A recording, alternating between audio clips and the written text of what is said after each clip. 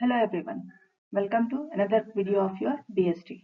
Today we will start a new chapter which is controlling, जिसे हिंदी में हम नियंत्रण कहते हैं। आज हम अगले चैप्टर की तरफ चलते हैं, नियंत्रण।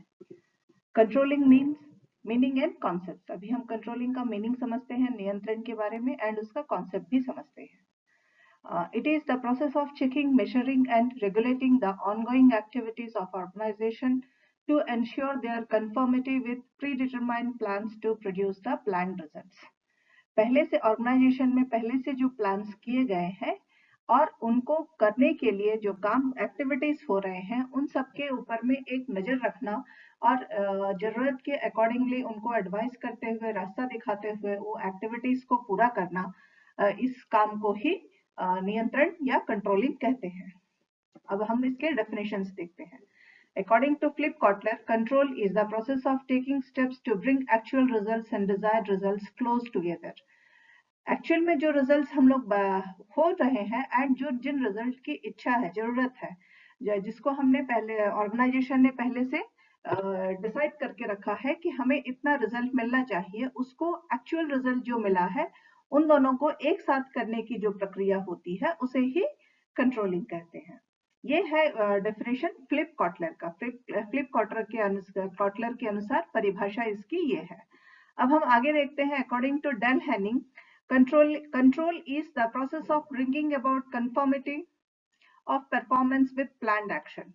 इनके अनुसार इनकी परिभाषा क्या है कि कंट्रोलिंग एक ऐसी प्रक्रिया है जहां हम जो काम हो रहा है वो प्लान्स के अकॉर्डिंगली पूरी सही तरीके से हो रहा है, इसको जो करते हैं इस प्रक्रिया को ही कंट्रोलिंग कहते हैं। Then according to Henri Fayol, control insists in verifying everything occurs in conformity with the plans adopted, the institution issues and principles established. हर ऑर्गेनाइजेशन के अपने कुछ प्रिंसिपल्स होते हैं, अपने कुछ इश्यूज और कुछ वो सिद्धांतों को लेकर चलते हैं। उनके अकॉर्डिंगली उन सिद्धांतों को के अनुसार सारे काम हो रहे हैं या नहीं, उसको करवाने के लिए जो तकनीक अपनाई जाती है उसे ही कंट्रोल कहते हैं। Finally, controlling is the function of management which makes the work performance is accordance with the plans possible. In this, the real work progress is compared with the expected work progress in order to find out deviations to remove difficulties. It can be said that controlling is that managerial function which brings the actual results closer to the planned results. इनके finally हम इतने सारे definitions, परिभाषाएं देखने के बाद क्या समझ पाते हैं कि ये पता चलता है कि कंट्रोलिंग एक ऐसा एक्शन है जो प्लान किया गया है, उनको काम करवाते हुए, प्रोग्रेस को, काम को आगे बढ़ाते हुए जो प्लान रिजल्ट थे उसके अकॉर्डिंगली एक्चुअल रिजल्ट्स को वहां तक पहुंचाए जाने की प्रक्रिया को ही कंट्रोलिंग कहते हैं। अब हम देखते हैं कैरेक्टरिस्टिक्स और nature of controlling. Controlling ensures that all the activities and resources are performed as per plans and corrective or preventive actions is taken in case of deviation. The main characteristics of controlling are as follows. Controlling हम पहले भी देख चुके हैं definitions में। सारे activities को plans के अनुसार करवाने की प्रक्रिया को ही कंट्रोलिंग कहते हैं और अगर वो उस तरह से नहीं हो रहे हैं, कुछ अगर बदल रहे हैं तो उन्हें वापस सही करके सही रास्ते पे ला करके प्लान ऑब्जेक्टिव्स जो थे उसको वहां तक पहुंचाने के प्रक्रिया को ही कंट्रोलिंग कहते हैं। जिसका सबसे पहला नेचर है managerial function. It is one of the managerial functions to control the performance of subordinates for ensuring the accomplishment of goals. According to Knuth and O'Donnell, control is an essential managerial function at every level. Controlling जो है हर level पे होता रहना चाहिए। ये एक managerial function है जहां हर लेवल पे काम को पूरा करने के लिए, गोल्स को अपने सबऑर्डिनेट से काम को पूरा करवाने के लिए उन पे एक नजर रखकर उनसे काम करवाने की प्रक्रिया को ही कंट्रोलिंग का एक फंक्शन माना जाता है। कंट्रोलिंग उसकी एक फंक्शन, वही एक फंक्शन है जिसे हम मैनेजरियल फंक्शन भी कहते हैं। Continuous activity. It is a regular exercise of manager to see the performance of subordinates as once control is withdrawn, it adversely affects the work. Controlling एक कंटिन्यूअस, निरंतर चलने वाली प्रक्रिया है। मैनेजर को हमेशा अपने सबऑर्डिनेट्स पे ध्यान रखना पड़ता है। अगर वो एक बार उसका ध्यान उसमें से हटता है तो काम पे इसका बहुत अधिक असर हो सकता है। Next है forward looking. Control is forward looking and manager to study the past performance for low results and to take corrective actions to ensure future work is not adversely affected. Controlling हमेशा भविष्य के बारे में देखता है और पहले जो बीत चुका है उसमें रिजल्ट अगर सही नहीं है तो उसके अकॉर्डिंगली किस तरह से काम किया जाए कि ताकि काम सही तरीके से हो सके और उस पर कोई असर ना हो। इसके लिए जो भी कदमों को लेना उठाना पड़ता है वही उसी को कहते हैं कंट्रोलिंग। कंट्रोलिंग उसका भी एक काम है, ये भी एक काम कंट्रोलिंग का है। Next is essence of control is action. The purpose of control will be defeated if corrective action is not taken in time, hence immediate action is necessary. अगर सही टाइम पर सही एक्शन नहीं लिया गया तो पूरा काम बिगड़ सकता है। इसीलिए कंट्रोलिंग का एक और एक्शन है कि सही वक्त पर सही एक्शन लेना भी कंट्रोलिंग का एक और नेचर है। इसके बाद में है control is both negative and positive. The control process should be such that deviations in either positive or negative are reported at the earliest and manager should try to improve without always referring to past. ये negative भी हो सकता है controlling, positive भी हो सकता है। कई बार अधिक कंट्रोलिंग से भी काम बदल सकता है और कंट्रोलिंग नहीं होने पर भी काम में असर पड़ सकता है। तो जो भी असर पड़ रहा है वो इमीडिएटली मैनेजर्स को बताया जाए ताकि भविष्य पिछले प्रॉब्लम्स जो थे उनके अकॉर्डिंगली उसको बिना देखे उनको हमेशा देख करके ही आगे बढ़ने की जरूरत नहीं, उनके अपने आप भी आगे बढ़ने की कोशिश होती रहती है। Next is control is circular movement. Control starts with determination of objectives. These objectives are standards for comparison of work for evaluation by employees. Managers make adjustments on the basis of evaluation, prepare new plans, decides new standards. हालात को controlling क्या है? Determines the objectives. किस तरह का मतलब कौन सा काम कितने दिनों में होना है, ये एम्प्लॉइज के लिए एक स्टैंडर्ड दिया जाता है, इसके उसी के अकॉर्डिंगली काम पूरा होना चाहिए। मैनेजर्स बार बार देखते एडजस्टमेंट्स करते रहते हैं कि पिछले अपने पीछे वाले कामों के अनुसार अपने भविष्य के काम का प्लानिंग करते हैं एंड उसी के अकॉर्डिंगली स्टैंडर्ड्स भी सेट करते हैं। अगर पहले कोई काम 4 दिनों में पूरा हो रहा है लगातार से, तो ये उस काम को भविष्य में भी 4 दिनों में ही पूरा करने की कोशिश करते हैं।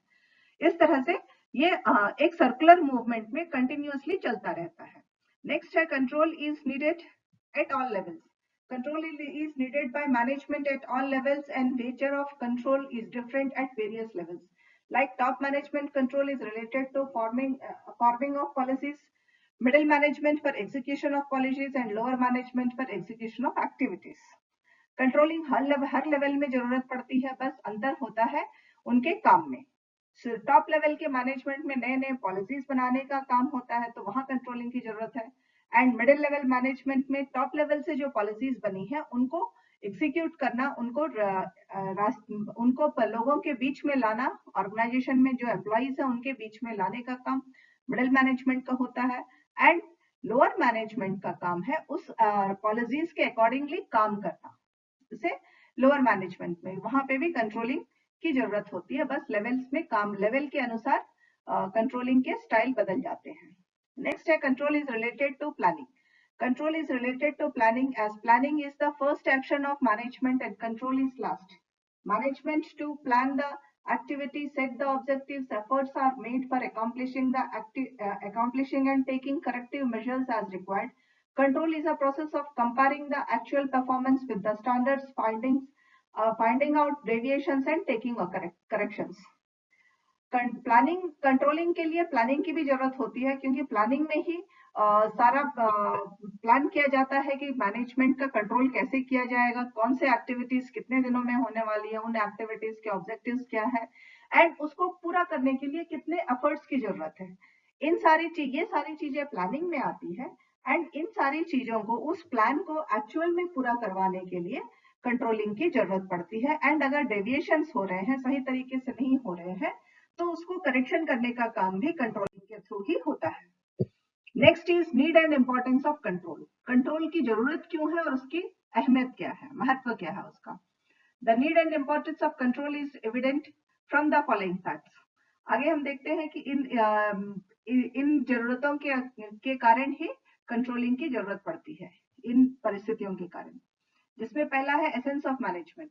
Control is essence of management. Controlling ensures that actual performance is in accordance with planning instruction issued and results expected as all these activities are related to management. Controlling management का ही एक हिस्सा है. मैनेजमेंट में planning हो जाती है, instructions दे दिए जाते हैं एंड रिजल्ट्स का इंतजार होता है. तो उस रिजल्ट तक पहुंचाने के लिए उस काम को करने की जो तरीके होते हैं उसको कंट्रोलिंग के थ्रू ही किया जा सकता है. So this is an essence of management. Next is achievement of organization objectives. Controlling helps in achieving the organizational goals. Controlling keeps employees a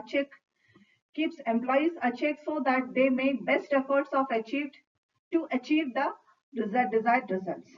results को, ऑब्जेक्टिव्स को, ऑर्गेनाइजेशन के ऑब्जेक्टिव्स को पूरा करने के लिए, उद्देश्यों को पूरा करने के लिए कंट्रोलिंग बहुत ही मददगार होती है, क्योंकि सारे एम्प्लॉइज पे ये हमेशा नजर रखे होती है कि किस तरह से वो अपना सही पूरा बेस्ट एफर्ट लगा करके जो रिजल्ट के एक्सपेक्टेशन है उसको सही वक्त पर पूरा कर पा रहे हैं कि नहीं, इस पे हमेशा कंट्रोलिंग एक ध्यान रखती है.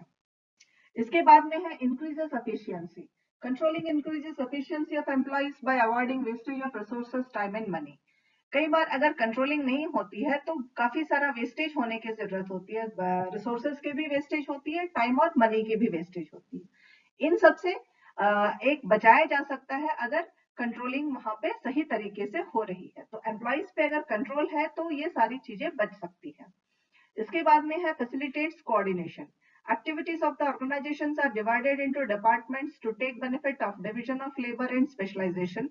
The activities of departments are to be coordinated to achieve the organizational goals.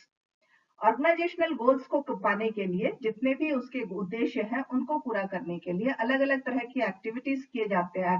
Activities के लिए अलग अलग डिपार्टमेंट्स में काम को बांटा जाता है, जो लेबर के तहत स्पेशलाइजेशन, जो जिसमें स्पेशलिस्ट होते हैं, उसके अकॉर्डिंगली काम को पूरा करवाने के लिए एक दूसरे के साथ में कोऑर्डिनेशन करने का काम भी कंट्रोलिंग करती है. इसके बाद में exercises check on employees. Control exercises check on employees to perform their duties well. In the absence of control they will become lazy and carelessness. अगर कंट्रोल नहीं रहेगा तो एम्प्लॉइज लेजी हो जाएंगे, ध्यान नेग्लेक्टिंग हो जाएंगे. तो उनपे एक नजर रखने से एम्प्लॉइज सही तरीके से काम करते हैं.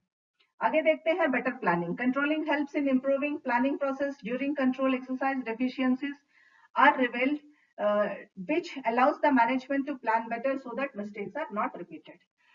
प्लानिंग में कंट्रोलिंग करने से गलतियों का पता चलता है, जिससे बेटर प्लानिंग हो सकती है. Basis for future action. The continuous flow of information keeps the long range planning in right track in taking corrective action in future if the performances are not up to the mark, which avoid repetition of past mistakes. पहले की गलतियों को सुधारने में भी controlling बहुत मददगार होता है, जो कंटिन्यूअसली चलते रहने के कारण फ्यूचर प्लान्स को के लिए बहुत मददगार होता है. नेक्स्ट है psychological pressure. Control asserts psychological pressure on employees, and rewards and punishments are also linked with performances. Indicates employees are always under pressure to improve their work. Rewards भी मिलते हैं, पनिशमेंट्स भी मिलते हैं. इन सब की वजह से इन पे एक मानसिक प्रेशर, तनाव बना रहता है, जिससे वो अपने काम को सही तरीके से करने की कोशिश करते हैं ताकि काम सही वक्त पर पूरा हो सके. नेक्स्ट है control enhances employees morals. Workers do not like situations out of control as they can not predict what will happen. Rather than the beneficiaries, they become victims if practiced. Thus control helps in increasing the morals. Workers जो है भविष्य में होने वाली चीजों को, situations को control करने में वर्कर्स अपना पसंद नहीं करते हैं कि भविष्य में कुछ अनहोनी हो. इसलिए उनको भविष्य, उनके मोरल को हमेशा आगे बढ़ाने के लिए कंट्रोलिंग बहुत मददगार होती है, ताकि ये काम जो है टॉप लेवल मैनेजमेंट वाले ही कर पाते हैं. नेक्स्ट है extension of decentralisation. The modern system of control has encouraged management of decentralisation without losing ultimate control. It makes the division of work possible, assigning of responsibilities to lower levels, which improves the communication system feasible and makes it more successful. ये decentralisation का ही एक हिस्सा है. यहाँ क्या है कि controlling में अलग अलग मैनेजमेंट एनकरेज करती है अपने लोअर लेवल के लोगों को वर्क दे करके, उनके ऊपर में भरोसा करके, उनको जिम्मेदारी देके उनको भी सक्सेसफुल बनाने में मददगार करती है, जिससे उनके आपस में लोअर लेवल से कम्युनिकेशन बढ़ता है एंड काम को ज्यादा अच्छे तरीके से किया जा सकता है। इस वीडियो में इतना ही, इसका आगे का हम नेक्स्ट देखेंगे। Thank you girls.